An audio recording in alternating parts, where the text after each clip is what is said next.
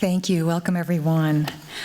Good evening. My name is Grace Law. I'm chair of the Department of Architecture here at the GSD and principal of Law Dolman Architects. A quick reminder, we have live captioning available.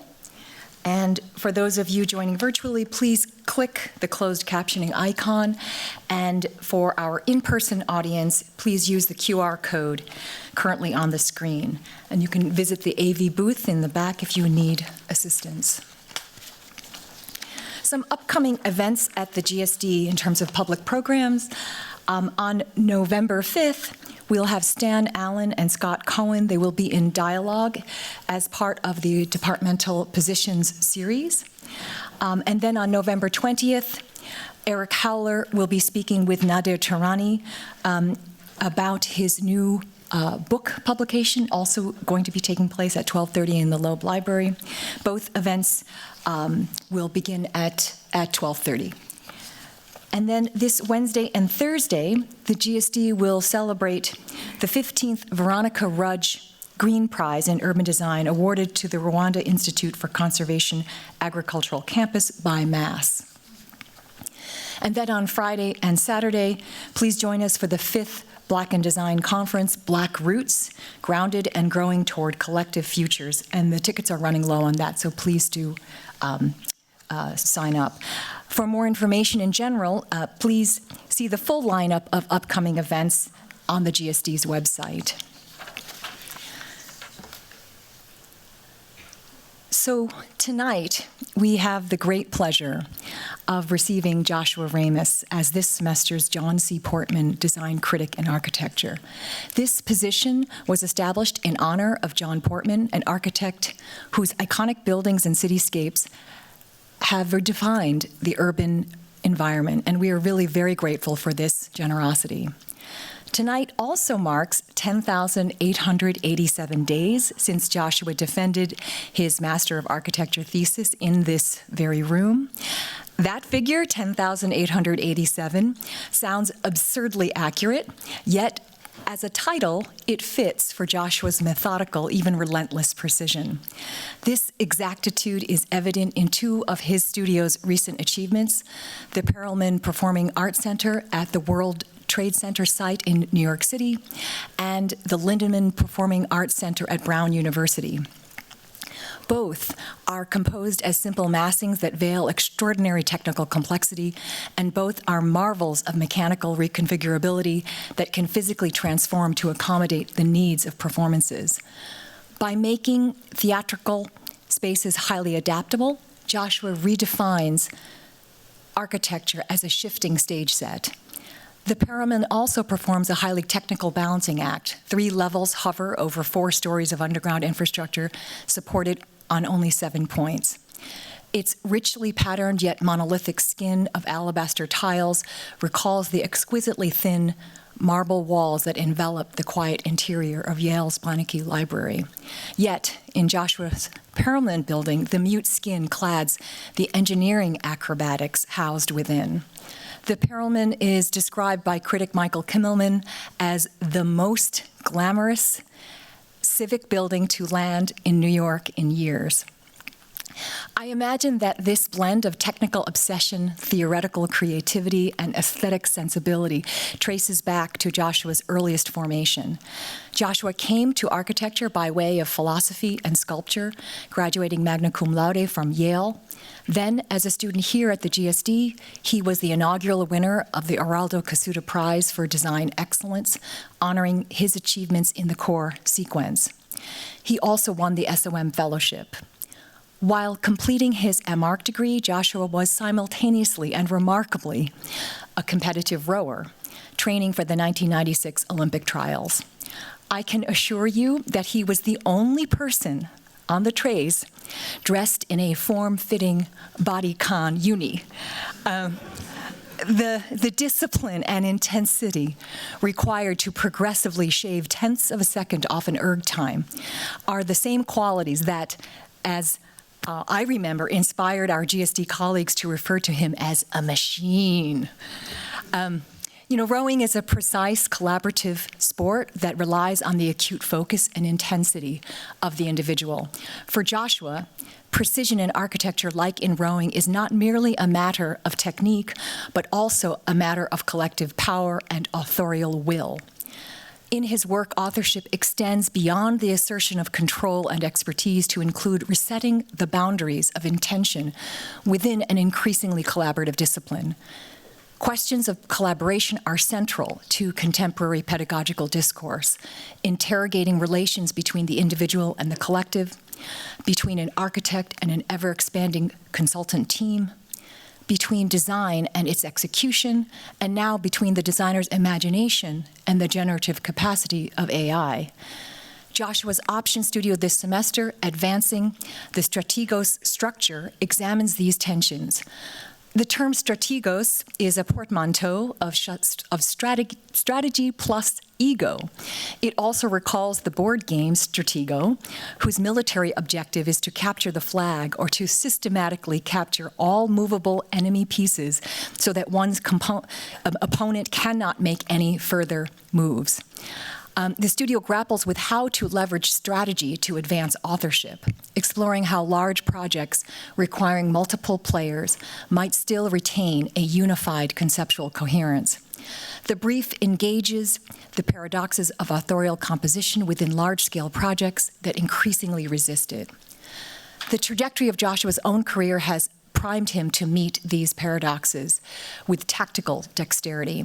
From working alongside Rem Koolhaas at OMA, where he led projects like the Seattle Public Library, the Wiley Theater in Dallas, to founding Rex in 2006, his path has been defined by a pursuit of strategic authorial clarity amidst multiple urban demands.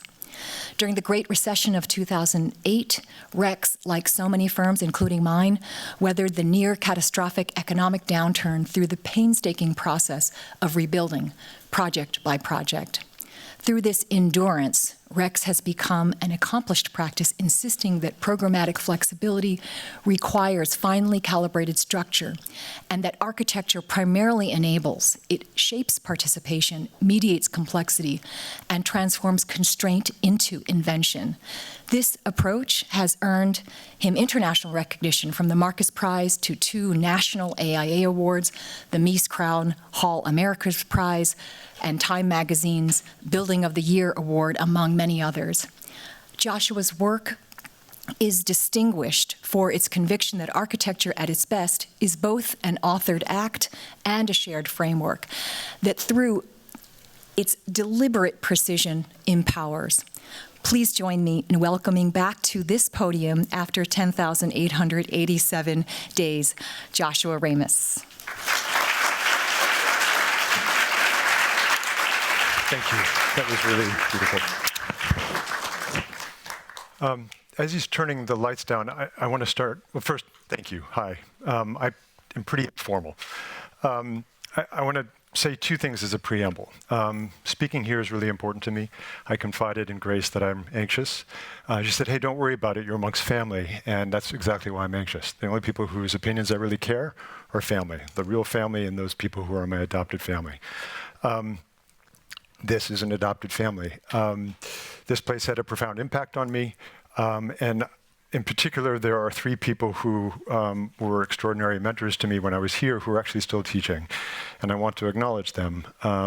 Scott Cohen, K. Michael Hayes, and most importantly, Mohsen Mostafavi, who is my thesis advisor. Whatever I say today, I hope it makes you proud in some way, whether you agree with the things I say or like the things I show. And the second thing is I'm probably going to talk long. I've been waiting 10,887 days to have this lecture. So I'll just say, if anyone needs to leave, leave. It won't upset me. You can also ask me questions. Really, I'm very informal. Believe it or not, 10,887 days ago, we were literally right here. This is actually where, in this kind of corner, is where Mohsen's students defended our thesis, and this was like the 5th or 7th of January in 1996. And I will say to the students here, don't take what you're doing here lightly. You know, the opportunity of this lecture is for me to kind of look back on almost 30 years and recognize what are the undercurrents of what we've been doing, what I've been doing, what the studio's been doing. I realized that a lot of that stuff, well, maybe naive and maybe nascent, was already embedded in what I was doing when I was here as a graduate student. My graduate thesis was opining on how the design of an opera house might actually be able to help revitalize a waning art form. And a lot of the ideas that I explored there, you'll see actually started to live in performing arts centers that we have done since. At the absolute core of what I was asking at that time, it was in response to a professor here, a visiting professor that I really respected, but he used to say, great things happen in terrible buildings and terrible things happen in great buildings. And while I knew he was right, it didn't sit right with me, because ultimately that's what I was interested in, was what can architecture do? It was like, how can great architecture guarantee great human activities? So I'm going to try and thread three basic ideas through as I talk tonight. The first is that, how does architecture do? And I'll say that in large part, not totally, but in large part, what that really has to do with exploring how to rethink flexibility. The second this is really dating me. This is an ad from a movie called Crazy People from 1990. Buy Volvos, they're boxy, but they're good. I will say that historically, I have a natural predilection to do boxy things. You know, it's sort of like a Donald Judd idea of like, if it ain't symmetric, it's probably broke unless you have a really damn good reason behind it. That's just my predilection. But it was about 15 years ago that I realized that was a really powerful strategy as well. So I'll just show you, by the way, for my students, I keep telling you never show the same slide twice. I'm breaking that rule. All these images will be in the talk. But you see that definitely I've got this weird boxy predilection. The reason I say it turned out to be a powerful strategy is that these, first, this is not to take the wind out of other approaches. Personally, I think that gregarious forms often are not built well, and that's because the tools of our craft are Cartesian, right? Building materials are generally Cartesians and so forth. So first, it's about building exceptionally well. But much more strategically, these simple forms, they are quite compact, so they're reducing surface area. They generally have far fewer numbers of, if we're talking about the enclosure types, so maybe 15 instead of 150. And what that means is that we could actually, through repetition and efficiency, start to do a lot more within the same budget. And that led to an observation that we could start to do what I called phenomena over form. It's not that form isn't great. I'm just saying my predilection is simplicity, and I'm much more interested in the enduring ideas of phenomena. Okay, that's the second thing. And then the third is like, what's in a name? Again, when we named Rex, I hadn't really been aware of how important this would be. But the idea was effectively, we wanted to call it like reopen, redo, rethink, re-question, this kind of iterative process. And like cities that have only two names, like Los Angeles, when you're labeling it at an airport, you know, there's airport nomenclature, and you don't have the third thing, what do? You put an X, right? So it was re-X, right? And then that that X became a variable, the redo, reopen, rethink. And all I want to say with this is that we unabashedly cite the evolution of our ideas, be they aesthetic or be they performative, functional, intellectual. We have no problem identifying, hey, we did that previously. Like, I really eschew this idea that people say, oh, they're a one-trick pony. They did that before. You're damn right we did it before, and now we're going to figure out how to do it even better. I believe in that kind of continuity of thought. So the first two projects I'm going to show very quickly. There are two projects I couldn't really subsume into the larger argument of the lecture, which is going to be predominantly about this idea of rethinking flexibility. But these two projects definitely hit on those three things. The notion of phenomena over form, they do, and they definitely, you'll see there is in this case, a kind of aesthetic continuity. And the first one, just 3 slides. This is a project that's just finishing in Brisbane. It is a pure extruded shape, a kind of Miesian tower. It has one idea, right? That often we try to limit the numbers of ideas of project to only a few. That one idea is that if we extrude, not literally, but geometrically extrude ovals, and then cut them strategically based on the orientation of each face, Brisbane has really, really, really draconian sun exposure, right? It's a really hard climate. We found that we could greatly reduce the amount of material compared to a conventional rectilinear sunshade. And second, with far less material, we could actually greatly increase the amount of shading. So we could drive the color of the glass to almost completely transparent. Here you see this is the mock-up. And though we don't have final photography, this was me with my iPhone just looking up. You can see, unfortunately, this is a cloudy day, the one cloudy day in Brisbane this year. So you don't see the impact of the copper anodization on the tubes. So that was the first idea, but I kind of got this lust now for ovals. So when we started the next project, we were all ovals all the time, right? And I have no problem admitting that this was really kind of a knee-jerk aesthetic reaction. Man, that was super beautiful. The phenomena that the ovals there created was really impressive. This was a competition that we started right at the tail end of COVID. And it's important to say that when we started it, the volumetrics, these two parallel towers, had already been established a decade earlier by shop architects as part of a ULURP process. So we inherited this form of the competition. And during that 10 years, the clients who also own the adjacent properties got nervous that they would actually start to eat their own other properties alive by injecting too much. It's a residential project. All the projects around them in Domino are also residential projects that they own, right? They don't sell, they own. And so they said, how can we introduce something else into the market that would be competitive without actually eating our own stock alive? And they said, can we try putting balconies onto the project? That was the competition brief.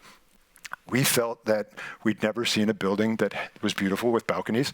And so, damn it, we were going to try to figure out how to do the first building with balconies. And so, man, we leaned hard into balconies. The reason I mentioned the ULURP is, I'll show the next image, is that already there was something a bit odd. Sorry, shop architects. The fact that you create these kind of pun intended dominoes that are side by side when the direct view is along the face meant that already the units were looking this way to get to the predominant view. Now, when you add balconies, the problem is you need to obscure the kind of sideways view into the neighbor's units. It's okay to see someone across the way, but you're too close here, and so you end up, let's see if the pointer works, you'd actually have to put a screen right here. And that's going to completely obliterate the view entirely.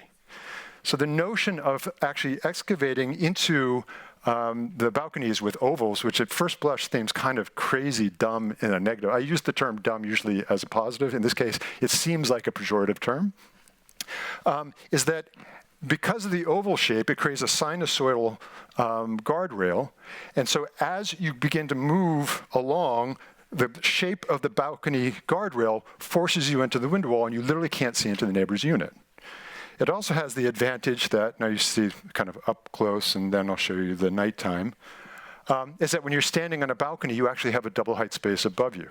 So it kind of undoes that really kind of unpleasant compression that balconies typically give people.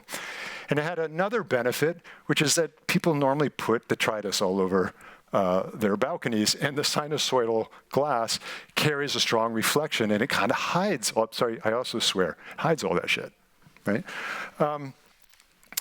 And lastly, it creates a really spectacular phenomena over form. All right. Then this is just some of the construction photographs. We're just starting, we're getting out of the ground now, the foundations are done. There's another advantage to the ovals, which is it actually lightens them. They're going to be cast in situ, which is surprising. They're not prefab, they're cast in situ.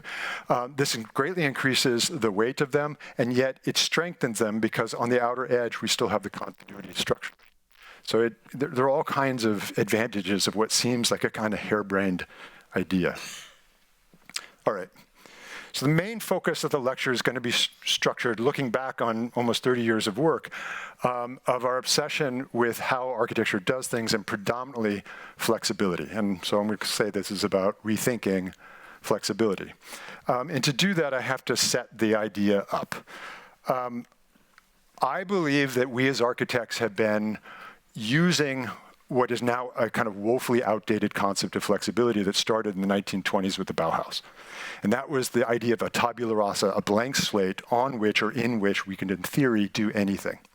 And we know that as a white cube, we know it as a black box, and other kinds of, quote, tabula rasa. What we now know of 100 years of experimenting with this idea is it comes at great intellectual and economic cost that, frankly, institutions don't have. And so these facilities that are in theory hyper-flexible are albatrosses that take too much effort to actually transform, and so they're actually quite inflexible. So the idea I want to put out is, using a reference from Isamu Noguchi in his playscapes, is instead of creating generic swing sets and slides, what if we create a kind of play field where a creative child will start to gravitate and invent using different portions of that field in radically different ways, right? Effectively, it's sort of saying, hey, maybe the idea in contemporary times of flexibility should really be radical specificity. That's the thesis. And what I'm going to do is I'm going to look at work and try to subsume a whole series of different projects into different groupings and how we've started to categorize them. And I can't have this conversation without first starting with the Seattle Public Library. It's where all of this idea kind of germinated for me.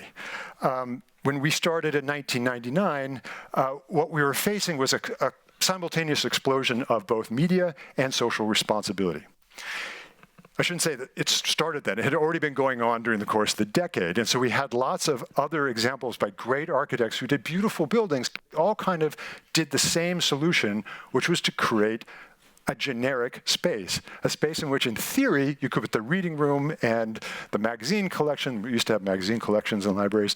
And the problem is that it kind of didn't give any space differentiation, and that meant that very quickly these buildings kind of organizationally devolved. So our reaction was to comb through the program and make a series, if I point here, of compartments. We called them platforms. And into each platform, we put things that we felt would want a kind of flexibility, tailored flexibility, that only the other things in that kind of box would want. And we would put other things in a different box. And each of those boxes also had their own mechanical systems, their own structure, their own materials palette, their own wayfinding. Everything about them was unique. And then on the right, those were spaces that were a bit more like the generic ones from the examples that we saw, but they would at least have a really kind of compelling architectural experience. And that became, let's see if it advances, this. On the left, you see the 5 platforms, and on the right, you see this kind of continuous public park that kind of meandered up the building.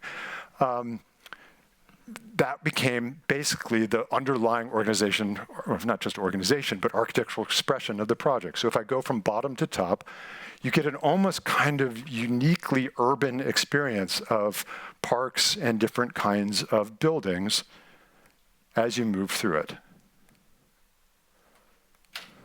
Now, that doesn't yet tell you, that shows you the architectural results, kind of experientially, of this attitude. So let me describe what is the kind of juice behind the idea. And I'm going to talk about 2 elements of the building and how they interacted and how this idea of tailored flexibility, what we subsequently call divide and conquer, actually worked. I'm going to talk about the book spiral and the mixing chamber and their interaction. At that time, 1999, we didn't know these things were going to exist, but man, there was a lot of ideas that were sort of pointing to this. The notion that soon all information could be accessed from your fingertips.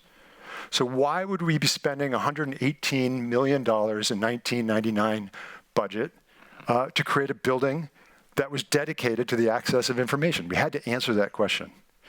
And ultimately, the collective position was because of these people, the librarians. This is what would make a library critical. Access to curation, not access to information, but access to curation of information. The problem is that historically, they were just sort of spread around a library in different fiefdoms. And as I said, those fiefdoms had kind of got devolved. It was hard to find them. And you kind of went on this horrible trail through the building trying to find people to ask questions. And so the proposal was, could we create the mixing chamber? Right? Consolidate them in one place. And let's say you're doing research on Descartes, you could ask a librarian who has a PhD in philosophy, a librarian with a PhD in mathematics, a librarian with a PhD in physics, all to work with you together to help you refine your ideas.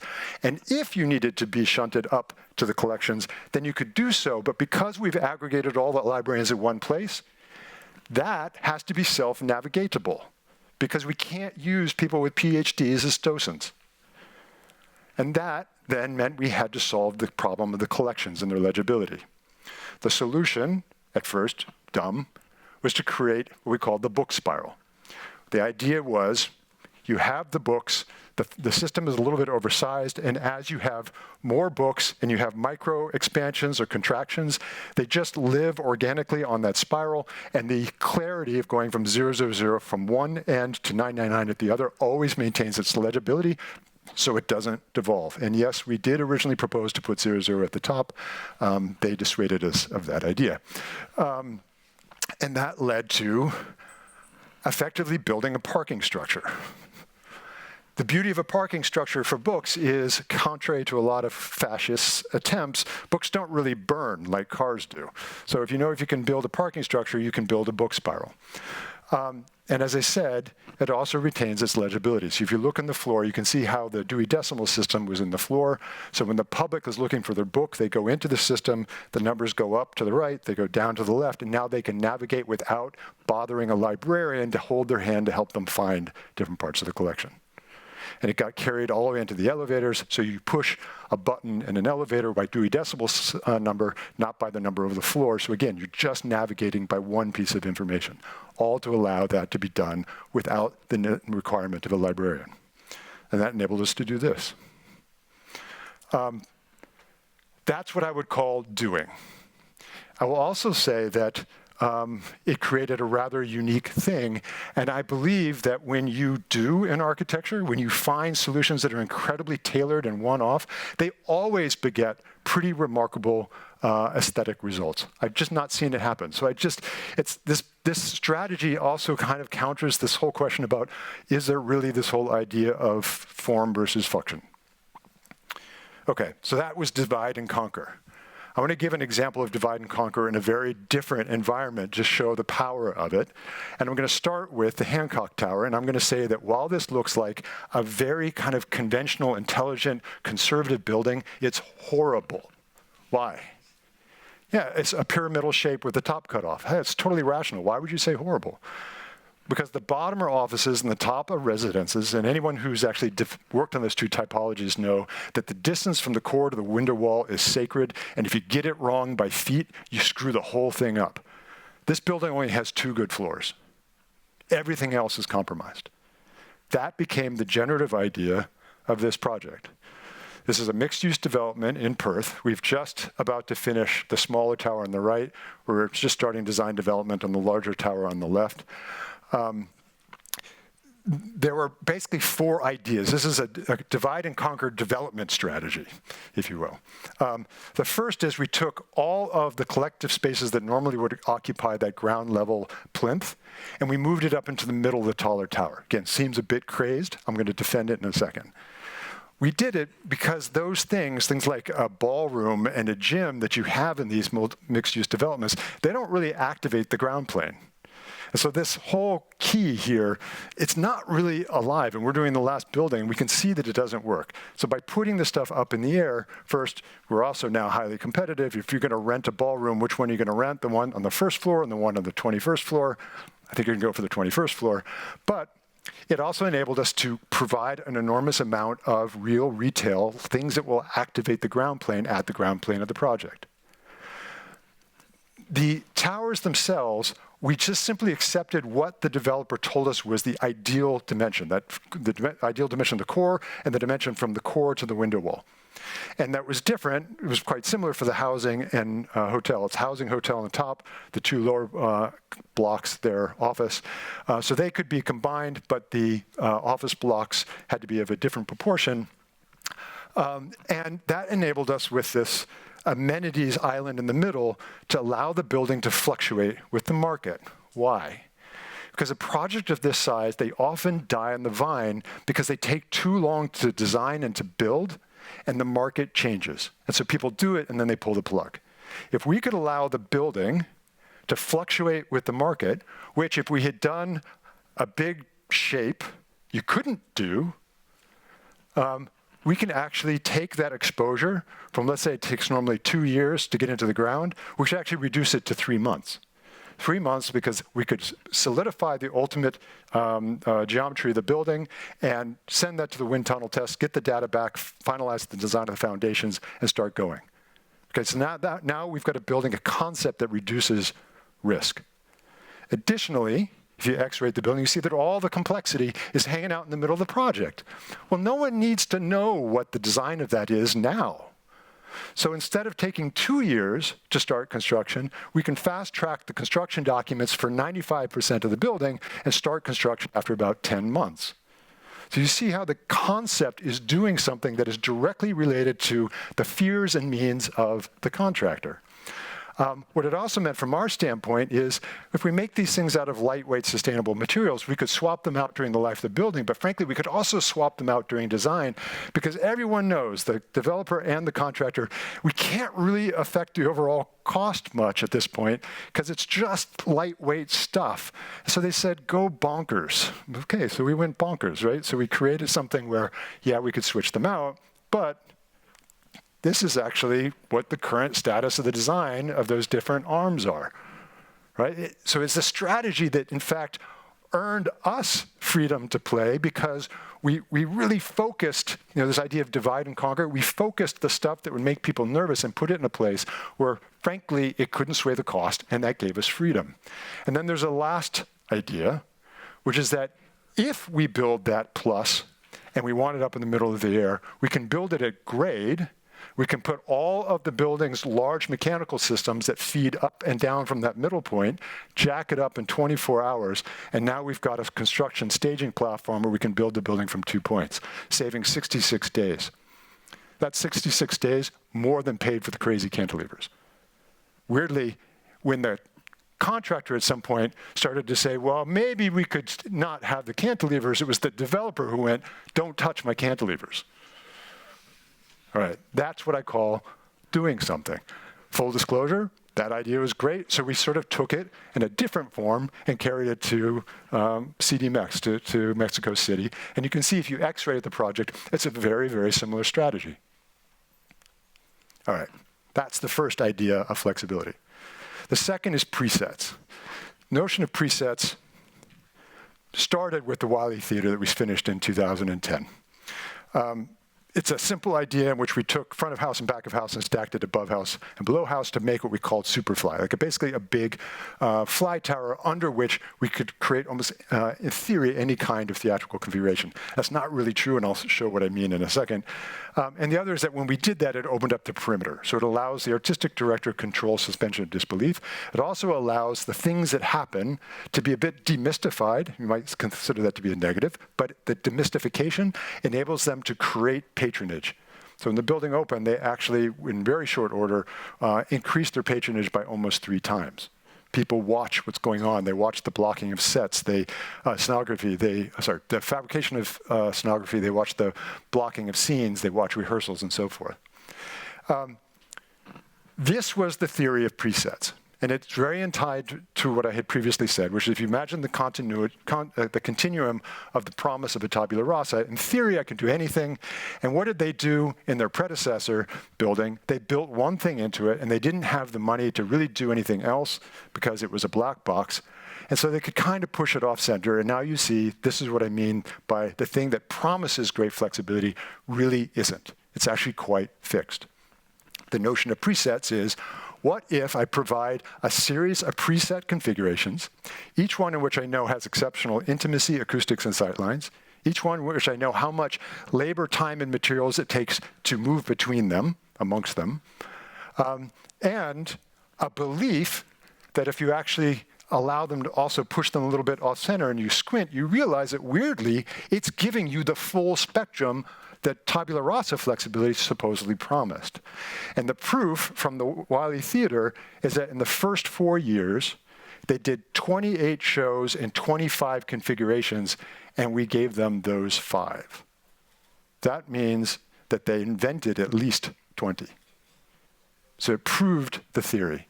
Now, the Wiley Theater was really just a theater. And then a decade and a half later, we were asked to create the Lindemann for Brown University. But it was a similar problem, just sort of put on steroids.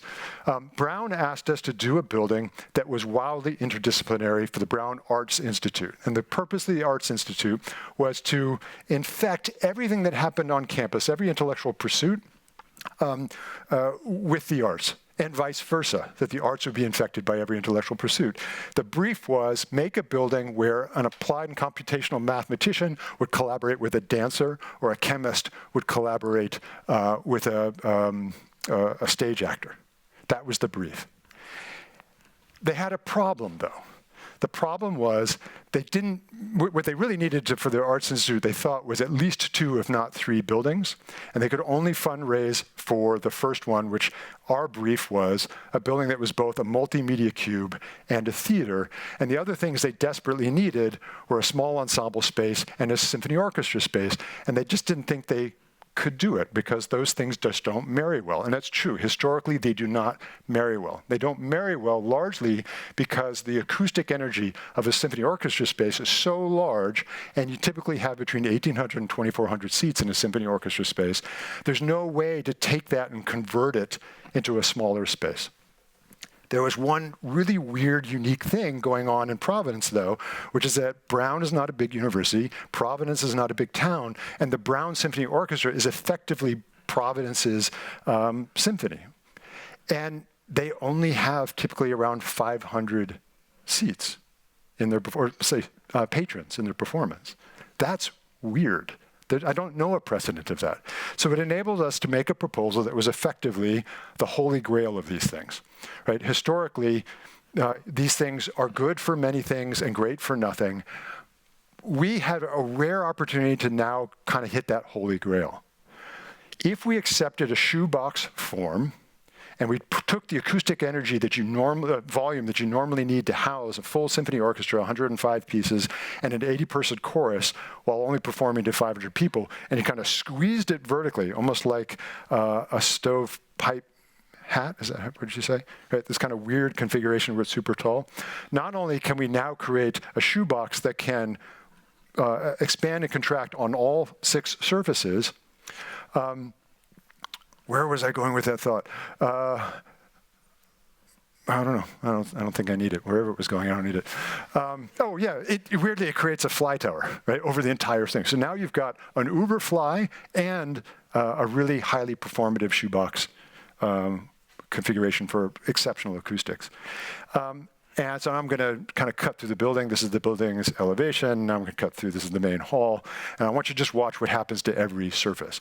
Floor, walls, ceilings, everything transforms. Short section, long section. Just a quick thing is this is one half of a wall. This is another half of a wall, and that's repeated on the other side. Okay, so we're going to go first from the inert configuration into a media cube. You see how the side walls come in, all 4 of them, or 4 of the 6. Ceiling comes down on a flat floor. Now we're going to go to a small ensemble space, so all the side walls come in, back wall goes back out, ceiling creates a low acoustic configuration, and we have a raked floor. Now we're going to go to a theatrical configuration. 2 of the side walls stay out to make wing walls. 2 of them come in to create an intimate thrust configuration. We don't really need the ceiling much for acoustics, so there's only that one line that's right at the stage edge. And now we're going to go out to the full symphony orchestra configuration. Everything goes out. Ceiling takes a large acoustic geometry. And then finally, we can do a flat floor installation that they can do for art installations. Basically, imagine the Armory in New York. Now imagine when we proposed this, full disclosure, we asked for about 35%, 40% more money. And we did not get resistance when we proposed it. We got enthusiasm. Why? Because now they see that they've got a building in which they can have exceptional tech and support that will be used 24/7. Right? And instead of having the capital cost of 5 buildings, or let's say they could do reconfigurable 2 or 3 buildings, also with 2 or 3 sites that get claimed right in the center of the campus, they're only going to use 1 site. So it's an economic proposition as much as it is a tool for creativity. And these are the different configurations. This is an ambisonic experience in the Media Cube. This is obviously a recital, stage dance, full performance by 105-piece symphony orchestra and 80-person chorus with Itzhak Perelman. I'm going to come back to Itzhak in a moment. Carrie Mae Weems' installation in the flat floor, large configuration. And then the opening night ballroom, all within the same space. This was a building, though, in which it could not be good for many and exceptional for none. We had to hit it out of the park on those 3 things of acoustics, intimacy, and sightlines. Just to give you a sense of the mechanization of it, it is the most mechanized. It is not fully automated, but it is the most automated performing arts center in the world. All of these things, as they move, there are things called Niscon lasers, such that if you forget to put a balcony front in, the building stops. If you put your hand between something as it's moving and your hand's going to get locked off, it stops. Basically, the building is smart. All kinds of sensors and alarms go off. So it's a fail-safe system. That last bit, though, is the most important thing I want you to remember, is if you see how the geometry, unfortunately, we don't have a video yet of it kind of doing this, but you imagine how they can start to program almost any kind of geometry within it. So how do we achieve this flexibility? I will say that what I told my students is if you want something to move, be sure that it shouldn't. It's the only way to do it. And also used tried and true technology. Do not invent anything. Only take things that you know work from other industries and apply them in a new way. The building is effectively a big bridge. Off of that bridge, we hang the different, what we call them gantries, and they're literally the balconies, but they're moving on shipping industry gantries. As they move, you need to maintain the paths of egress for life safety, and we did that using the backs of fire trucks. You can imagine why. They don't break. People would die. And we changed the geometry of the ceiling using, oh God, this is a word that I always forget, Skycam technology, right? And you know it from the Super Bowl and from things like the US Open. I said this the other day, if Alcaraz was going up for a serve and it went, you imagine that would be a problem. But you know how fast they move. There's 0 sound. So we can actually change the geometry of the space in a second. The full geometry of the space. I will tell you, if you're not aware of it, it's scary, because you think literally the sky is falling. So we have to warn people in advance. But you can do it while they're in the space. And that brings me back to Itzhak Perelman. When we opened the building, we wanted to prove the ambition of the project. Itzhak wanted to do a piece that he said was notoriously difficult because it has this incredible credenza in it. And he said, look, when we perform it, there's only 2 kinds of spaces. There's a space in which you can hear me, and it sounds great. But when the symphony starts to play, because it's a full symphony, it just overwhelms the space. Or it's a space in which the symphony sounds great, and you can't hear me. So we tuned the building that right when he started the credenza, the ceiling adjusted in less than a second. Scary a little bit. And all of a sudden, as he began the credenza, you could hear his fingers moving on the frets, and you could hear his breathing. And afterwards, he said, I've never been in a space like this. I felt like I was playing the building. That, to me, is doing things. Right? That's the ambition. Now, going back to how can we make a building that is interdisciplinary? Certainly, we're giving them the tools to be interdisciplinary, but that's like one step removed. They will program it in an interdisciplinary fashion. But how can the architecture support literally, directly interdisciplinary activity? We took it quite literally, and we just plowed an 8.5-foot tall glass zone through the base of the building right at stage level. So there you see it here. By the way, there's also this exterior tribune, which allows them to do exterior performances. There you see the seating. I just think it's pretty. This is the lobby. That height of the lobby is determined by the underside of the first balcony, just right there. Going through the sound and light locks, these are the only places that had to be fully enclosed, and so we put them in mirrors so that it would create the illusion of being a continuous space. And then the main hall, which I think is the single most important image of the whole project. Right, this idea that the exterior invades into the interior of the performance such that people get vicarious engagement with what is going on in the hall. And it also means that they now start to think temporally as they program the building. So they might, if they're doing a symphony, they might think about when sunset is, and they make sure that the third act, the third movement of Mahler happens at sunset. They might open the blinds up at different moments in order to allow for Providence to be brought into a performance to create a kind of, excitement within the performance and allow you to apply the parable you're seeing on stage to your real life. And of course, and this is something I keep saying to my students, the Hippocratic Oath of Architecture, do no harm.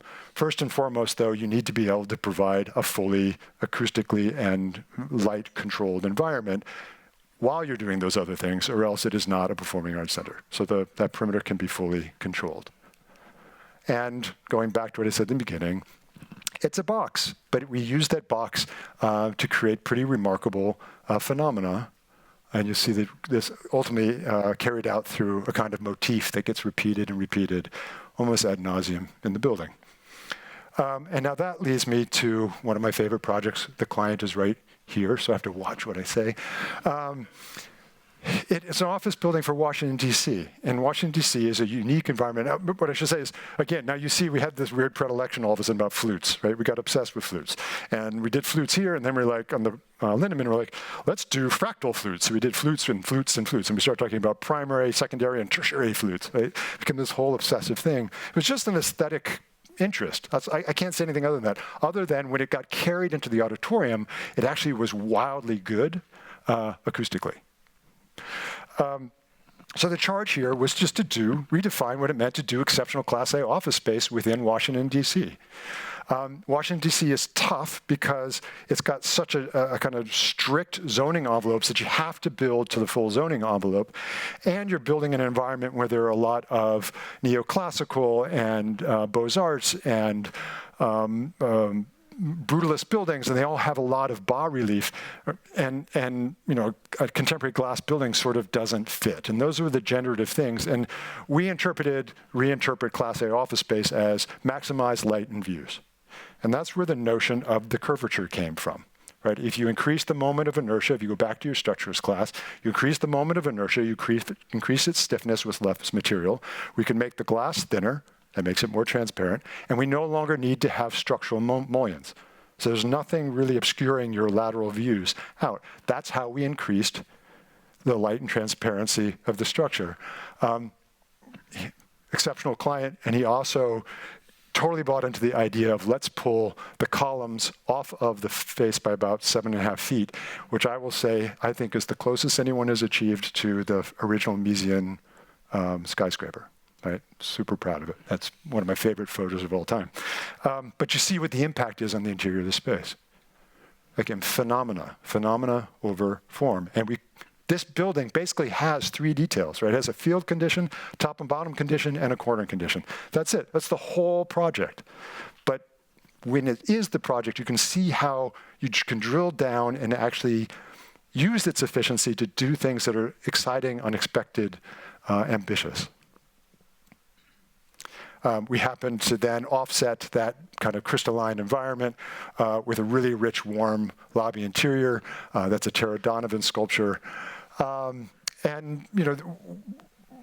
I'd never worked with stone before, and all of a sudden we went on a stone kick, as you'll see in a moment. We found, while we were looking for the stone for the Perelman, wandered across this extraordinary Persian onyx, and that became the whole thrust of how could we offset the kind of crystalline, almost cold appearance of the building with something that was wildly natural and warm and inviting. And we also combined that with a sustainable version of mahogany. It's a Brazilian mahogany. It's not really mahogany. It just looks like mahogany. You can see how we took that idea and actually took the same materiality right into the elevators. So when the doors open, you feel like you're going into a teletransporter, right? Nothing changes. You go in, the doors open, close, they come back out, you're in the same space. Everything was the same.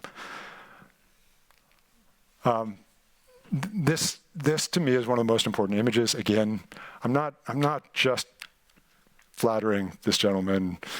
He's a really great client, and he understands the importance of this. This is the level of detailing you can do with a good client. But, okay, stone kick. And that leads me then to how we took that predilection and applied it to another project, the Perelman. Just as I gave the background of the Lindemann, let me talk about the Perelman. Perelman had a really unusual request. This was a building that was only going to produce and co-produce original work.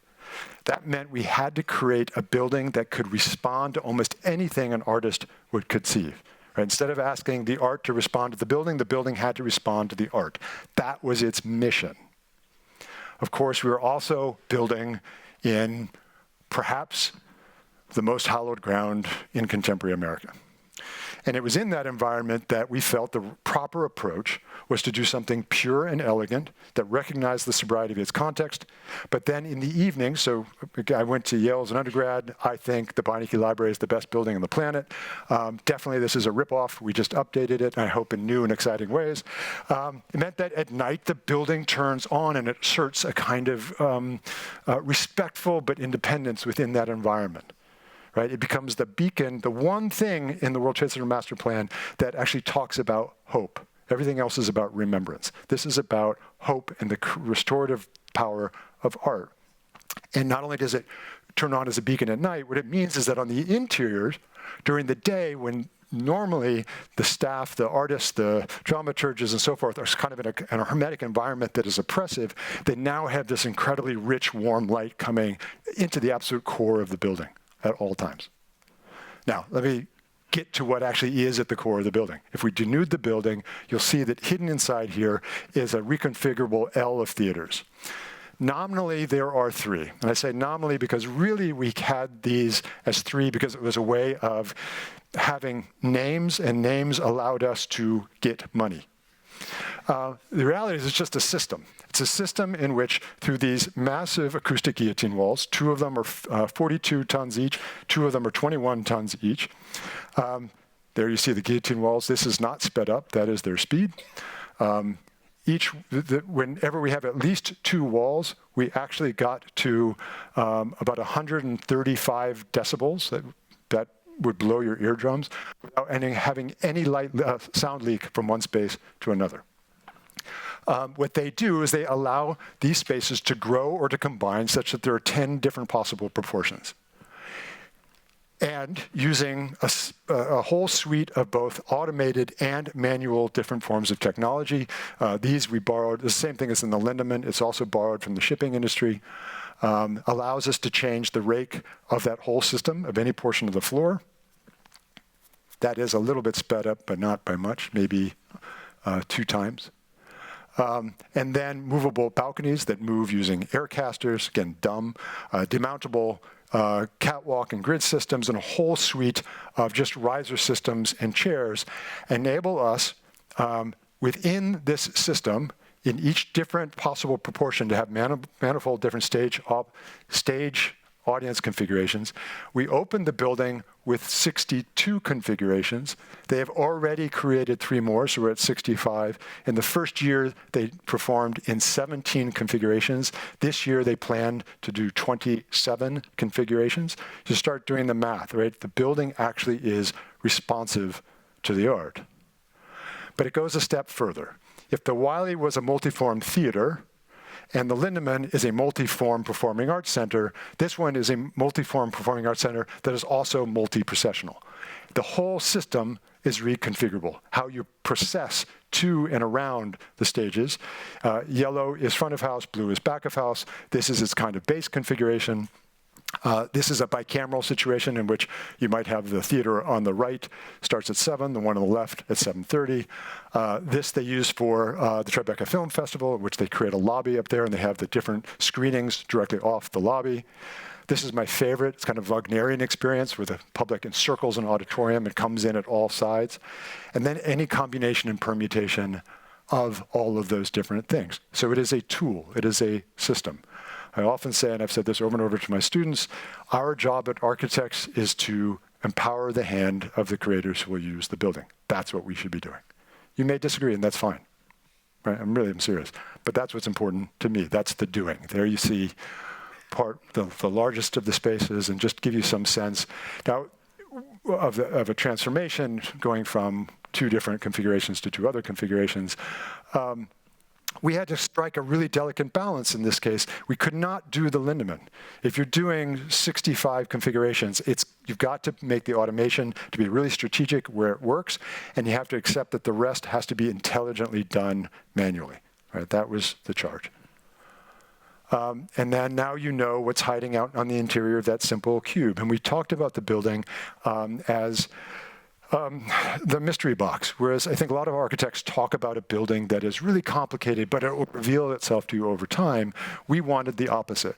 We want this thing that looks super simple and elegant and inert, and the more you use it, the more you do not understand how all these radically different kinds of artistic experiences could happen in it. And I'll take a step further. The building has a lot of things that I think people ascribe to us, but they're reactions to things that were demanded of us. So first, the building had to be cloaked. That was part of the zoning. They said that you couldn't see any kind of commercial activity from the memorial. So we had to cloak it. But if we're going to cloak it, let's cloak it in a way that creates, let's use it to our advantage. That's where the idea of the mystery box came from. Similarly, the first 21 feet of the building are not ours. That's all Port Authority infrastructure. Trucks come into the back of our building. They get searched for explosives. If they get approved, they go down a massive vehicular spiral down to a driveway, and basically a superhighway that runs under the site that connects to all the loading docks. So again, as crazy as it might seem that we put the lobby 21 feet up in the air, we had no choice. That was where the lobby had to go. But if you've got to do it, use it to your advantage. Ascension is something that architects have used throughout history to create suspension of disbelief. So as when you get into, right, and you know that from things like churches, mosques, when you get into this space, okay, we had to cloak it. Let's use that disorientation to our advantage. That's another tool that architects have used for creation of disbelief.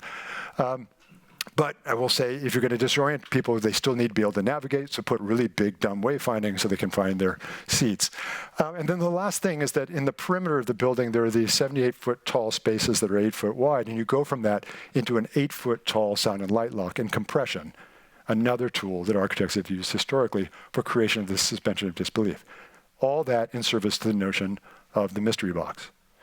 The last thing I want to say, you know that probably those are the memorial lights, is I think most people assume, let me go back to that one. Oops, sorry, I just put this into someone's eye probably.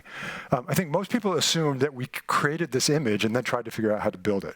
It's actually the opposite. We work on almost all our projects with Mark Simmons in front, which is, I think, the greatest facade consultancy in the world. Mark works with us from first concepts. The only concept we had is, we want to do Beinecke, but you can't do Beinecke today because Beinecke is just a big heat sieve. And so what we want to do is figure out how to update it and do something exceptional. We had this idea of the sobriety, and we wanted to glow at night. Everything about the facade is an optimization exercise. And it's an optimization of two distinctly, two things that drove costs that were at absolute odds of each other. The first is the procurement of stone, right? So you have these mega blocks. Those mega blocks want to be cut down into small blocks. That would allow you, from numbers of handlers, you can always keep it to 2 in terms of unions, that would handle the movement of the blocks, the slabbing of the blocks, the tiling of the blocks, the finishing of the blocks, as well as glaziers, the glazier's unit, to make sure that when you laminate glass to both sides of the stone, that can also be done with only 2 people. When you start to put it into insulated glass units, again, that could only be done with just 1 person. And if it was any bigger, you're going to drive the cost of the system way up. That dimension was 5 foot wide by 3 foot tall. The problem with 5 foot wide by 3 foot tall is that is a horrible dimension to make a facade. That's great for procuring and laminating and putting laminates of stone into insulated glass units. What you want for facades is an office building piece of glass, which is typically 5 foot by 12 foot to 13.5 feet. So if we gang 4 of these tall, you basically, from the standpoint of containerizing, shipping, facilitating on-site, picking and installing and reducing the numbers of people on-site to actually put these elements onto the building, again, optimized. So from one perspective of cost, it's as bog standard as it can be because it looks like office building glass, and from the other, it's as bog standard as it can be because it's super small, convenient dimensions for the procurement of stone. And I take that back to what I said in the beginning about the advantages of doing these kind of simple, dumb Cartesian blocks. There is no way to do a building like this in today's economy without accepting those kinds of parameters. Unless there is. Have a client who's got more money than God. All right. So I've got 2 or 3 more, but we'll start to go faster and faster. The next 2, actually the next 3 that go quite quick. This notion of a flexible array. Let me start with, again, it's a different way of thinking about that kind of white cube, black box problem. This is actually a print that I made while I was here working at the Carpenter Center, and people who are painters or printmakers, it's daunting to work into a blank canvas. So painters actually gesso their canvas. Printmakers will often scratch their zinc plate on a concrete column, or they'll throw acid on it. This was acid, so that you're working with or working against something.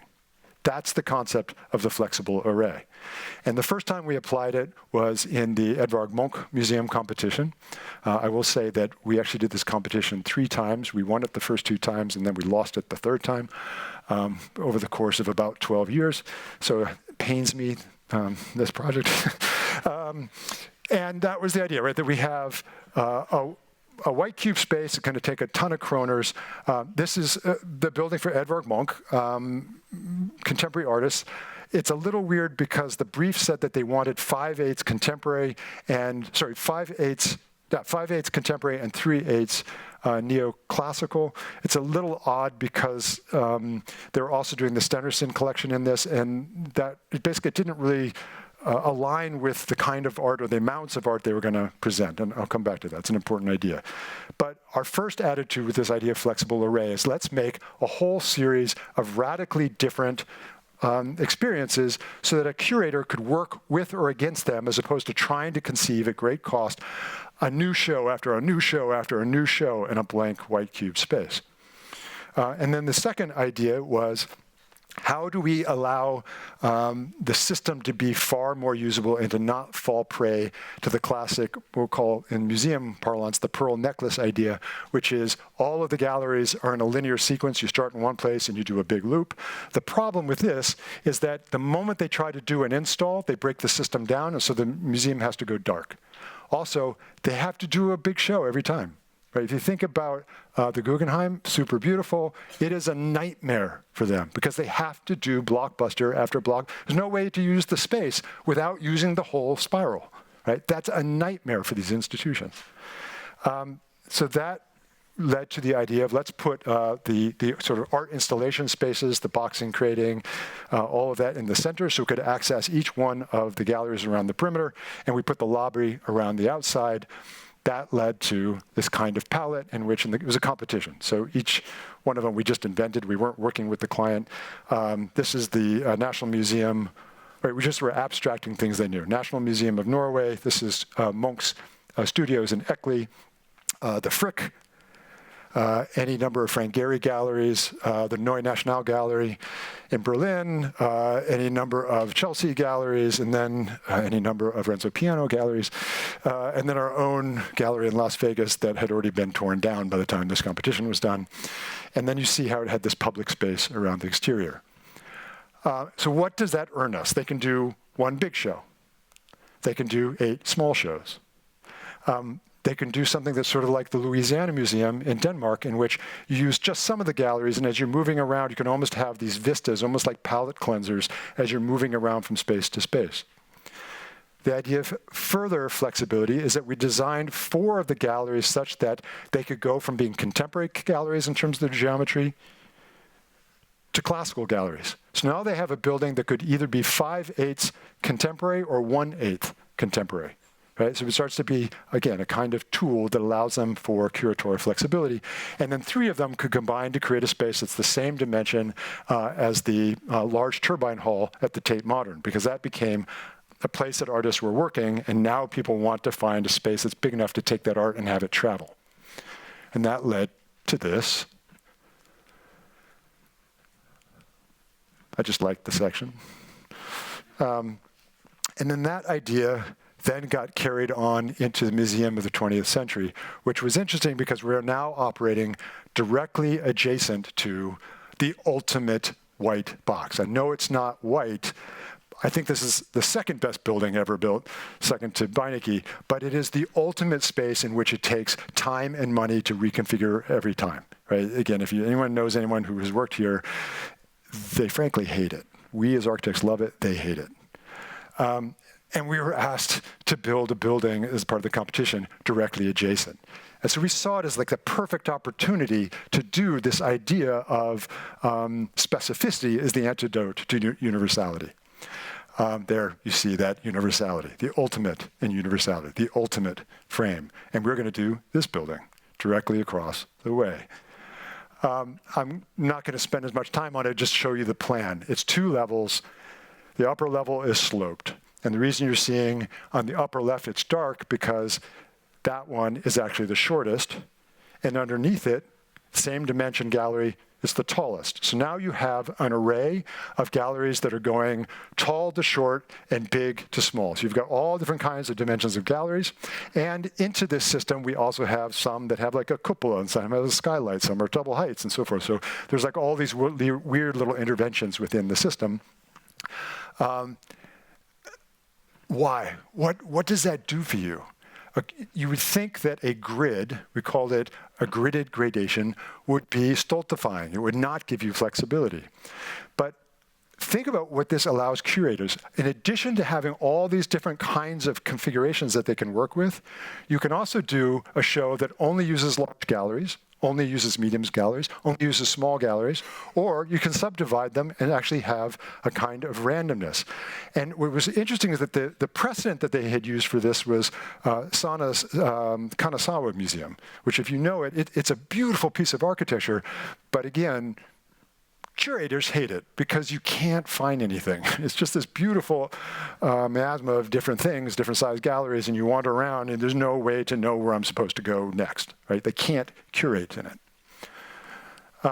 And I think that the section, again, you can see the different kind of expressions of it, illustrates the kind of clear relationship between the ultimate frame, universal flexibility, contrasted with the idea of specificity as being the new flexibility. All right. Now, the third example of the flexible array is a totally different one. It is a bonkers house.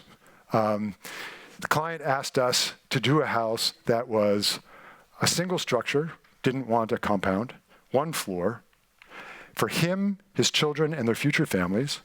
He wanted a grand American stair. I'm American, I don't know what that is. And he wanted it to look like it had always been there. Now, that's important because we were competing against people like Robert Stern, who really knows how to do buildings that look like they've always been there. We do not. I have no idea how we got shortlisted for this competition. Totally confusing to me. But it is of an insane value, therefore we did the competition. This was the basic diagram, right? 1 house that is 5 homes.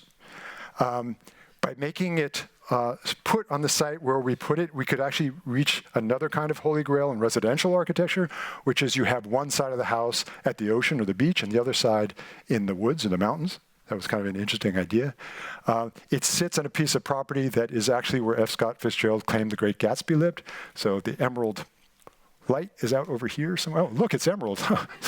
That's fortuitous.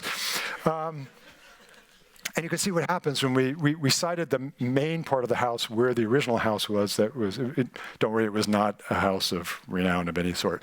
But you see how, in one side, you're a one-story house looking out to Long Island Sound, and the other, it almost becomes this treehouse experience where you're almost 30 feet up in the air. A really remarkable kind of varied experiences within the building. But that's not the flexible array idea. The flexible array idea came from his request that we make his house for him, and he would work with us. But he said, just make 4 generic houses for my kids. We couldn't buy into that idea. Now, first, we couldn't buy into it for a reason that we almost got kicked out of the competition. And I said it to him point blank. I said, your kids aren't going to live with you. And he did not like to hear that. But we said, look, if you want your kids to come here, give them options of experience, options that allow them to live in different ways at different times in their lives. So one kid will say, okay, I want the barcode house at Easter. I want the dice house at the Christmas holidays. You can see how they start almost like timeshare. I guess if they are going to live there, at least they would gravitate towards one style of living over others. And there you see the plan. It literally got embodied that way.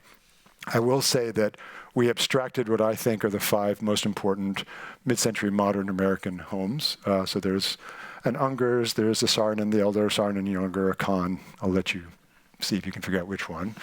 Let me actually go back a second. But there is another argument to this organization, which is that's the parents' house here.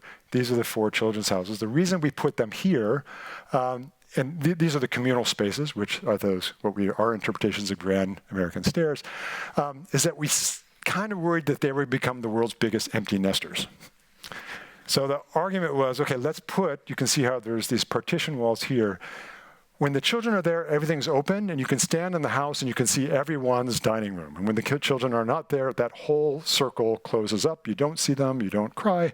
And in the center is this kind of crazy, beautiful, unexpected secret garden, so that the house is the parents' house with a cloistered secret garden. That was the basic concept, right? And there you see, looking into one of the children's houses with the doors open, the secret garden. And now you see the presence of these 2 grand American stairs. Our interpretation of them was, we lined the perimeter with walnut of that circular secret garden, and then almost like with our hand, we sort of took it and like rolled it into those 2 communal spaces. This one is actually 4 stories because there are actually 3 stories beneath us, kind of hidden underneath the house. The house is 43,000 square feet. And this is the other one. It's only 2 stories. It's some of the most complicated structures we have ever tried to fabricate. Ooh, I skipped. Ooh, sorry. There. This is it under fabrication in Germany. This is one of 7 pieces of the 4-story one. This is another one of the 7 pieces. And then the last thing is, how do you make a house that looks like it's always been there? As I said, we don't know how to do that, so we did the ultimate architectural pun that most people don't know. We basically just took the detailing of the Farnsworth house and we wrapped it in mirror glass. So it is not a house that looks like it's always been there. It is a house that looks like it has never been there. And believe it or not, he liked it. I mean, I have no idea how this went down, but we won the competition, obviously. And there you see the glass. It was a glass that we developed with a Chinese company, so there's no edge deletion. The mirror literally goes to the absolute edge where you normally would have to do edge deletion for the silicone and sealants around, so it really will become this kind of surreal mirrored building. And there you see it under construction. All right, last 2 projects. These will also go very quick. And I don't exactly, it's harder for me to know how to quantify them or what to say about them in terms of what title they are, how we will start to use these ideas of flexibility in new ways. But the first one I'll call intensification, and this is really the core of where I got the idea for the Strategos structure. So the competition was to do an opera house in Shenzhen. The problem with the competition is that it said icon 138 times in a brief that was about 30 pages. I mean, it really left us all flat. It's like, what about the culture? It wasn't in there. It was all about, we need an icon, we need an icon, we need an icon. It is a, quote, opera house in the notion that started in the 1950s, which has an opera, an operetta, a symphony, and a multifunctional theater. Right? These are the components of it. And that got defined in the 1950s by two really important precedents. One is Lincoln Center, that was conceived by Wallace Harrison, and of course you know it was executed by different architects. And then there's Jorn Utzon's Sydney Opera House. Weirdly, they both started construction in 1958. And yet they have radically different concepts of what architecture should be. I happen, unsurprisingly, to decide more on the left. But they said icon 138 times. How do we reconcile those two things? Well, how did Wallace Harrison work?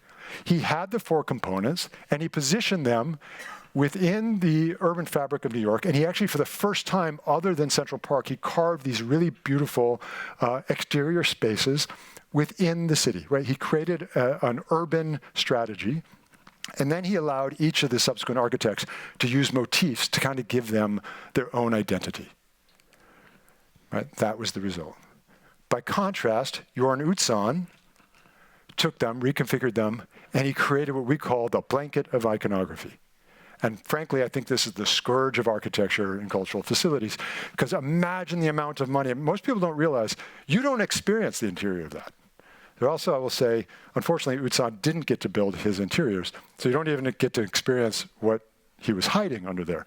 But all of this iconography comes at huge expense. That's at the expense of, as you now know what I think Performing Arts Center should do, right? Being able to create a tool. And this is the model that everyone has followed since. So in our position on the Opera House was, how can we get the iconographic benefits of this while being true to the really interesting ideas of Wallace Harrison? And I have to say that there's another interesting fact, which is that Shenzhen also doesn't have any open public space. So this was our approach. Let's start with Lincoln Center, and let's do the absolute craze thing, and let's stack them on top of each other. All right? Now that makes this massive icon. And it frees up the entirety of the ground plane to become this really important urban park, both of which we think have different concepts of flexibility around them. So let's talk about the thing, because of course, that couldn't make sense. How could you make this 18-story building with culture and actually have that make sense? Well, first of all, I will say, it certainly met the icon. But there's all kinds of strategies in this that are all about efficiency. It is all supported by a massive structural core. And off of that massive structural core, we are cantilevering all of the auditoria of the spaces, right? Seems like, okay, well, that's going to be expensive. That's super hard. How could you possibly do that? I don't know, except we started doing that in 1882 on the Firth of Forth Bridge in Scotland. So you really tell me 150 years later we can't actually do it? That's crazy to me. That's the first thing. The second is we use that core to become a vertical transportation superhighway. And this is really important. That vertical transportation superhighway meant that now we could start finding incredible programmatic efficiencies.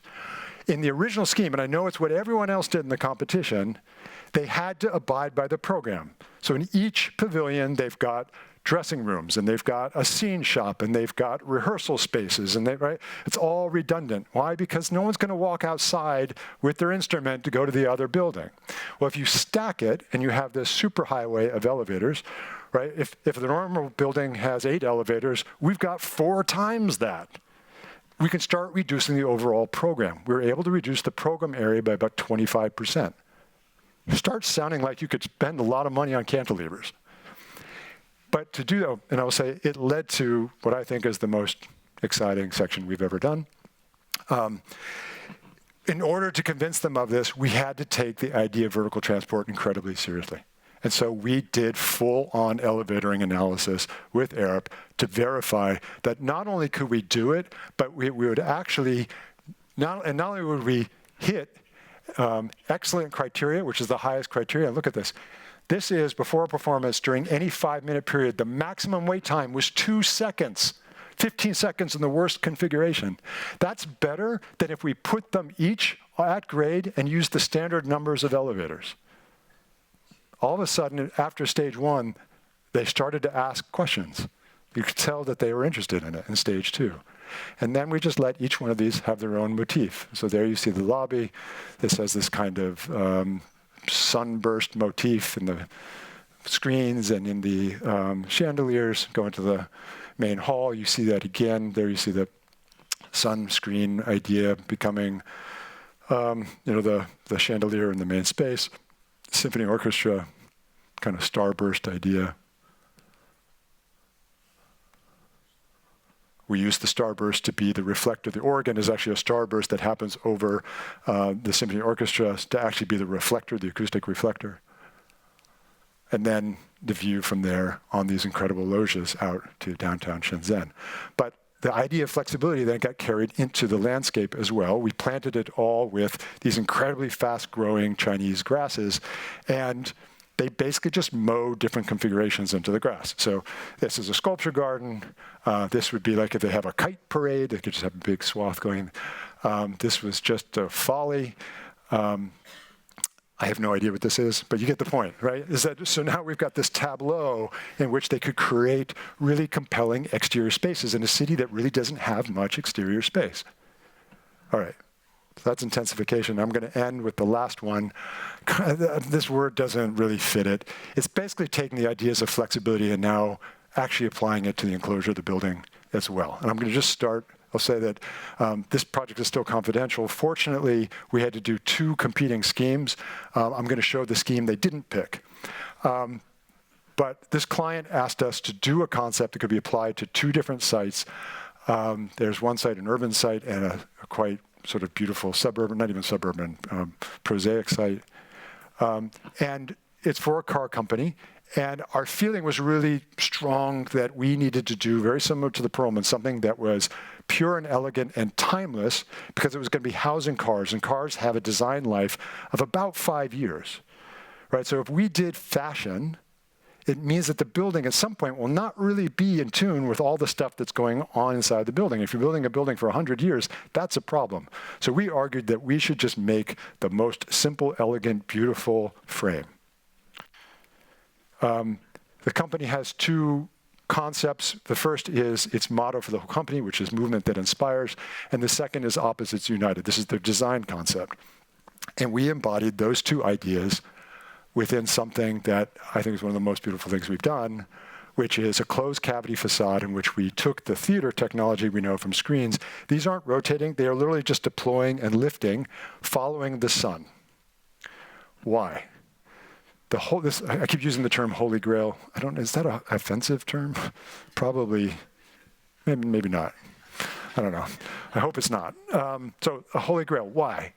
Because you can have ultimate transparency, right? If the sun, let me go to the next diagram. It's a double layer system in which you push slightly pressurized desiccated air. Desiccated air because that means there's no condensation in the interior and no particulate will get into the space. So you don't have to clean the cavity. You have to access the cavity in order to fix things on rare occasions, but you don't need to clean it. And then you have some element that sits in the cavity that blocks the sun when there's direct sun on it and disappears when there's not. That means the glass can be 100% transparent. So when the sun is not on it, there is nothing there. And we curved the glass on the outboard. Shoot, back. Again, learning from 2050 M Street, that could eliminate the mullions on the interior. And this single laminate actually takes the wind loads so that we could have a much more economically curved piece of glass, also without mullions. And that makes something like this, right, where the building is constantly a movement that inspires. Anna said that it has this idea of opposites united, right? There's this weird tension between the silicate of the glass, like this incredibly man-made material, and then this very natural flowing element around it. In plan, it's just these 4 silos. The silos were devised in order to have as many different possible car layouts and configurations within them. And they also had an idea in which they wanted the building to be both have a kind of open plan, but also have compartmentalization. So we had the central core that we called butterfly walls, and the butterfly walls allow us to make any space, any floor open, right? A perimeter trajectory or a series of rooms, and this is what it ultimately looks like. And I want to stop on here. If you looked at the building, you saw that there was an ABA structure. The beauty of the ABA structure is that in the Bs, you can have literally nothing. There is no structure, the glass is 100% transparent, and there are no mullions. So these are renderings, but that is literally what it would look like, and you would be on the 8th story of a building with nothing. Another space. I'm almost done. We'll go fast. All right, and then that idea we translated to the other site by just squishing it. It did lead to what I think is another one of the most beautiful plans we've done. This is it in situ. You see the same idea applied, different moments of the day. But here's the plan. This is the lower level. Again, you see the butterfly walls. And then we have this whole, actually, plane of butterfly walls. You can have one big open space, or you can have a space that's all these kind of discrete rooms, or you could have some of each. And that led to that. All right, so I'm going to finish with just 2 last slides. I'm going to go full circle. I talked about this idea that maybe specificity was the proper antidote to the failure of the Bauhaus notion of universal flexibility. Right? So this is Noguchi now wishing that he had specificity where he's got universal flexibility, and going back to the proposal that maybe we need to start thinking about flexibility in radically new terms. Maybe we should even stop using the term flexibility. I don't know. But as you've seen, we've actually made a career out of believing that there's this possibility. And I'll also go back to what I said in the beginning of we have found this incredibly rewarding within this whole ambition of architecture that does things. So with that, thank you.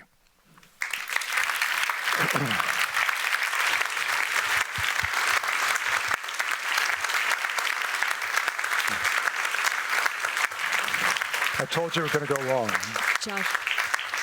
Joshua. So do we have just a few minutes for questions?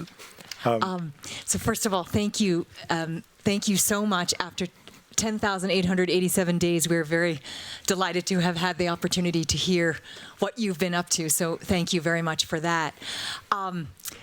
It's an incredible array of work, and I have actually so many questions, but I also want to give some time to the students and faculty to also ask. But I'm very curious when back in the 90s when you finished, and there was here at the GSD.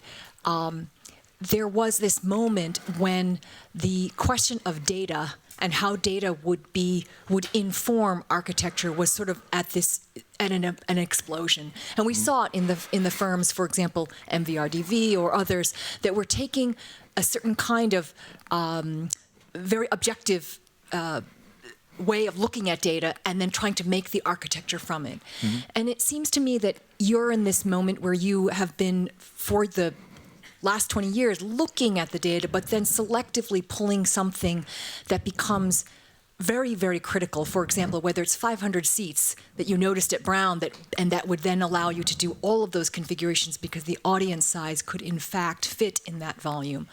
Or procurement is sexy, or 5x3 is an ideal, et cetera, et cetera. So you're taking a very specific piece of the data and then levering it. So can you tell us a little bit more about when you are in the process, what is the moment of that extraction and how you then develop it? So let me say that, I don't believe for the most part in parametricism for the same reason that I don't really believe in this idea of, quote, data mining. The one parametric project we've done was Perth, right? That literally was parametrically set up so they could call us and say, I need 17 more hotel keys, and we just type it in, the drawing set goes, and we keep moving. It takes like 7 seconds, that's it. That to me is parametricism. I don't believe in this idea of like, the data is going to tell me what to do, right? So the process that we go through, it isn't that.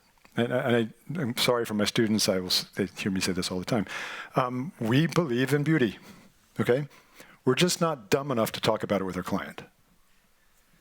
So yes, let me say what I mean by that, which is, as we are going through iterations, we are evaluating every step of the way based on beauty. There's an enormous amount of us. So it's not just, oh, the data says that. It's that the data says you could do that, you could do that, you could do that, you could do that. And yet we call them, we say those don't work as well. We've got these three. Now we just make it at every step of the way about beauty. The reason we don't talk about beauty with our clients is if you talk about beauty and you say, I like it, and they say, I don't, you're done.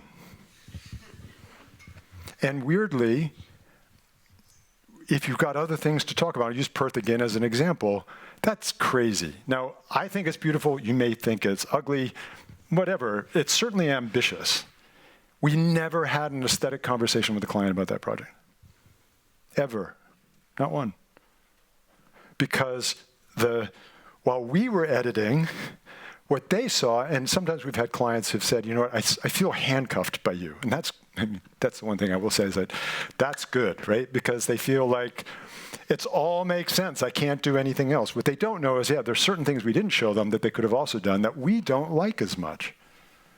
Why should we share that? That's not our job. Our job is, as architects, to give them something that meets all of their desires in a way they could never have conceived of. And if we do that, the beauty's up to us. That's how I like that answer, compelling. Let me turn it immediately to our audience and faculty. Hi, Josh. Yeah. Okay, cool. Hi, Josh. Thanks for the work. Very nice. The question I have is kind of related to this discussion of sort of the sort of intangibility or sort of flux of aesthetic conversation.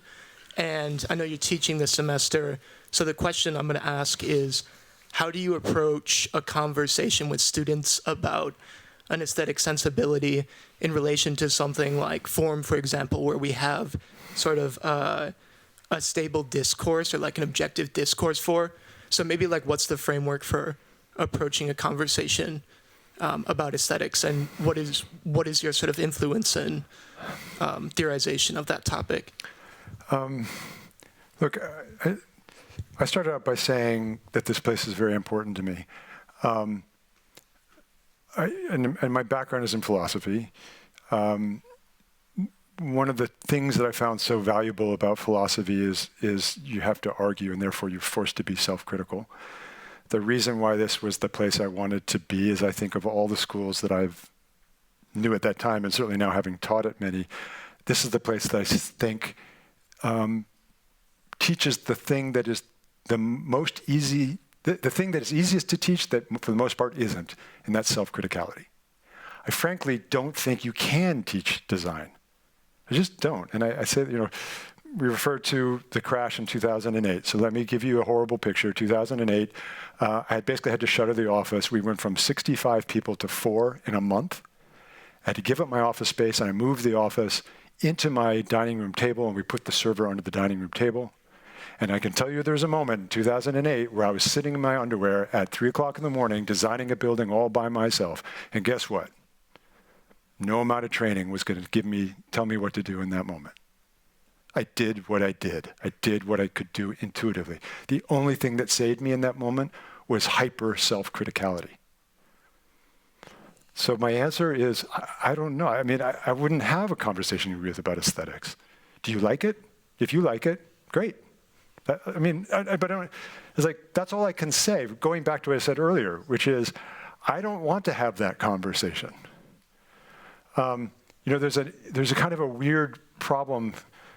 I've never had it until the project I just showed. It's the Frank Gehry problem of, you know, Frank Gehry sometimes does projects and they go, look at it and they go, well, that's not a Frank Gehry. It's like, well, Frank did it. How could it not be a Frank Gehry? Like, well, that's boxy. Frank doesn't do boxy things. He's like, well, if you look on the inside, it's not boxy. I'm like, yeah, but we don't want that. We want the Gehry. You know, the last project I showed you is the most expressive we've probably ever gotten. They didn't like it. They chose the boxy one. And we usually don't do this. right? This was an opportunity that we really wanted to do. It's a really great client, so we did it. But we normally wouldn't do options this way. Because in a way, as I said, I don't know how to even engage that conversation. What you think is beautiful and what I think are beautiful are two different things. And I don't know. Do you think it's beautiful? And if you think it's beautiful, keep going. I bet that's not a satisfying answer, but. Your point is John. Yeah. I'm a little surprised to hear you say this because you love so much Mies and other, figures like that. I would have thought it's not a matter of taste for you. I'm not talking about whether you have a conversation with someone else. Mm-hmm. Let's leave aside whether you have a conversation with they like you don't, or they you like and they. Just you now, if I may ask you. Is beauty just for you a matter of taste?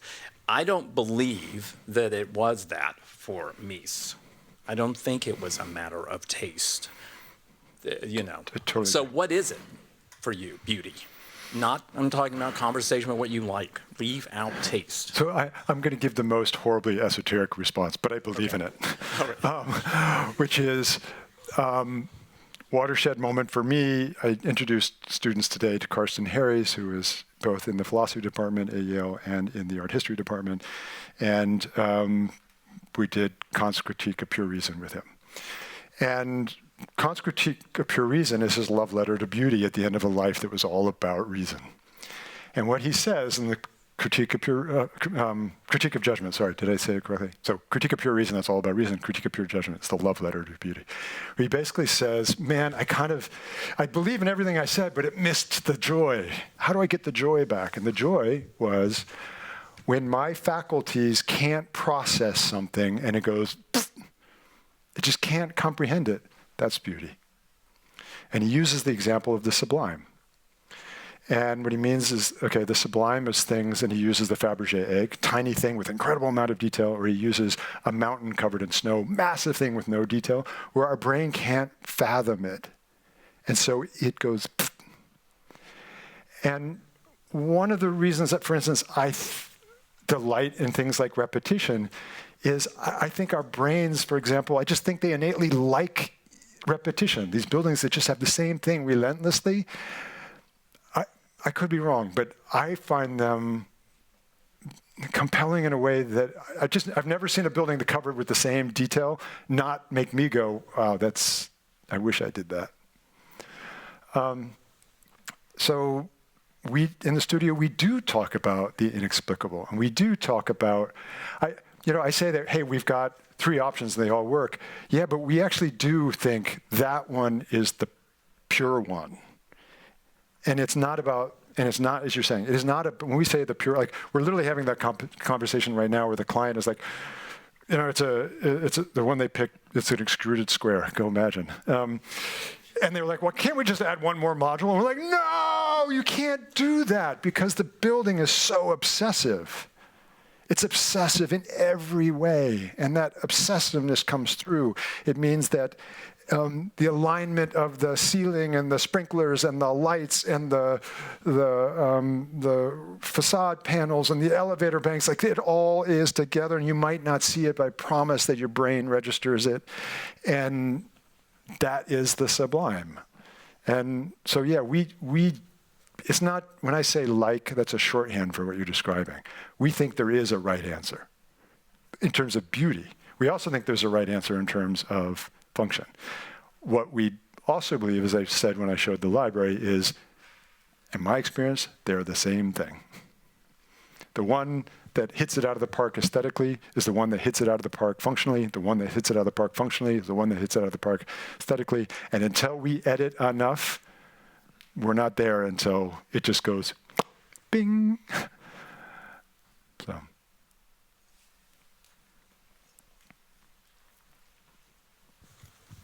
Hi, Josh. Thank you for the great lecture. Except for the part that Shenzhen doesn't have public spaces, I disagree. But everything else is fantastic and argumentative. Now, like, I observe a certain tendency in almost all of your work is that there's a uniformity of the exterior, and there's sort of contradictory multiplicity on the interior. And it seems to be a current that runs through almost everything, from things that are monolithic like a box to, you know, Boolean solids. Now, I'm going to set up some false dichotomies really quick for you to break, right? One would say, well, that's like the interior is strategy, the exterior is taste, the interior is organization, the exterior is design. But the true question is, like, how do you see the relationship between organization and design? Like, when you know you actually step into design? And does taste and strategy add together just magically produce architecture? Or is this some third thing that is in there? I don't know, maybe you've answered that question already to Scott. No, but, no, let me answer it with, first I'll say it's about lack of confidence yet. Honestly, and I'll tell you why I think that. Because I also saw an enormous mentor of mine. I'm going to put the Coke down. That's a horrible image. I'm going to tell you something that is not truth. It's my observation, and it may or may not be true. I joined OMA at a really interesting moment, 1996. What I can tell you is that up to that point, and for the next couple of years, I don't think, again, I'm going to say things about Rem that may not be true, and he may disagree with, and that's fine. So this is really about my perception of reality. I don't know that he had the confidence yet, and I think I'm not him, and I may never get the confidence that he got. But if you look at OMA's work for a long time, it was always framed. Right? If you think about Jussieu, it was a frame. If you think about Trécom Bibliothèque, it was a frame. If you think about the Holton House, it was a frame. If you think about IIT, it was a frame. Right? If you think about the Dutch Embassy in Berlin, it was a frame. Right? It was always a frame that then there was guts. There was excitement on the interior. And there was this weird moment around 2000, and I would say we worked obsessively through options to ad nauseum, and it was horrible. And then there was this moment where I think he got confidence, and all of a sudden, boom, he just went out. He broke the frame. And you see things like the Porto Concert Hall, and you see CCTV, and all of a sudden he didn't feel bound by that. And I don't know what that was. My naive observation, my observation of someone who loves him dearly and thinks he walks on water, is that all of a sudden you got confident enough to jettison the frame. I suspect I'm still in that insecure moment. It may always be where I don't feel comfortable yet. But we can see we're starting, we're trying, right? We extruded some tubes. Now Shenzhen, it's kind of framey, but kind of not framey. It's stacking frames, and but that's my answer. I'll just say plainly, I think it's still a lack of confidence, probably. Could I answer it in a different way slightly? Yeah. Because I wonder if it's, I think maybe one of the most powerful experiences. Okay, so I applied to Yale and I did not get in, but my sister was there, and so I visit her all the time, and I would sit in the Beinecke Library. And what was so interesting is that the Beinecke Library is absolutely mute from the outside, and you have no idea of the sort of magic of the phenomena in the inside. And to me, when I look at the work and your work, and I look at the kind of simplicity of the volumes, and your first comments about phenomena driving the kind of sensibility or sensuality that you are seeking, that there is probably a profound lesson in the Beinecke that maybe you are just deeply carrying with you. To this day, I think there is no more magical space than that building. I think many people agree. I studied in it probably 3 days a week for 4 years. Exactly. So I'm wondering, and that's the kind of I think that you're looking for, if I may, when I look at the body of the work, I think that you're seeking that something that is atmospheric in addition to being what it might be, let's say, visually or... It's totally true, but I'll also tell you that I talk a lot about this with my therapist about why can't we do more crazy shaves? So... Therapy is very good. I mean, part of me is really committed to this, clearly. Yeah. Part of me really doubts whether or not what we should be doing, clearly. So, Excellent. Okay, another one. We have time for one more. Hi, thank you. I feel like I need to say, because I teach here, that Kant distinguishes between the beautiful and the sublime as two different things, but that's not to the point. I think you've made a great case for the sublime.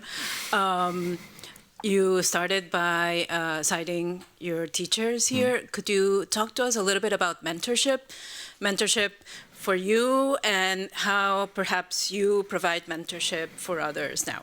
Thank you. Yeah. Let me first start by saying I'm often very critical of the profession. And I think you're not allowed to be critical of the profession if you don't do anything about it. So that's why I teach.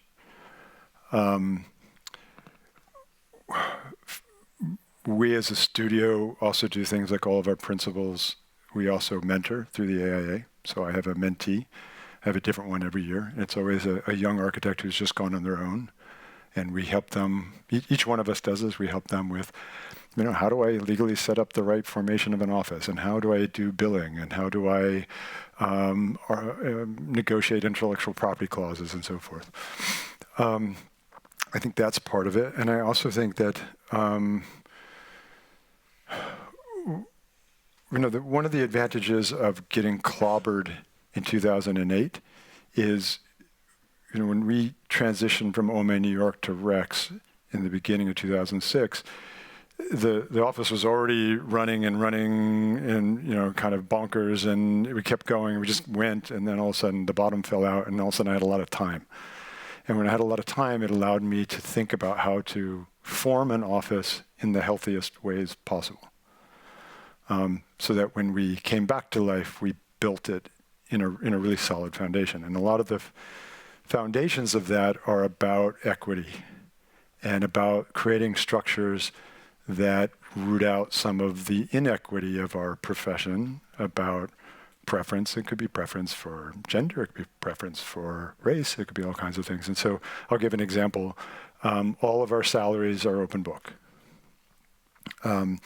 We take I hope this isn't too much of a tangent, but I believe this is mentorship, meaning I think it's about creating environments that people will thrive in. We take the AIA salary survey. It comes out every 2 years, and it's done by region all the way down to city. And in New York City, it's not just the metro area. You can literally get the island of Manhattan. It's the highest salaries in the United States. And it has the 25th quartile, the median, the mean, and 75th quartile, with a whole bunch of different levels of experience. We affix our salaries to the 75th percentile as our base salaries, and we interpolate so that every year, every person in the studio gets an automatic raise based on another year of experience. And in the off years, we increase it with inflation. So there's no discussion. No one has to go in a backroom door and argue for, I've been here 3 years, shouldn't I get a raise? It's like, nope. This is, we call it the bump date. This is your bump date. As of this date, you now have not 2 years, 11 months, and 30 days. You've got 3 years. Your salary automatically goes up by another year of experience and by inflation. Boom, done. And the office has all these kinds of systems, and we do that with everything. We have, I won't get into details, it's kind of irrelevant, but we create these systems such that all of these things that historically have created friction within a studio are just obliterated. Everybody, I hope, feels valued.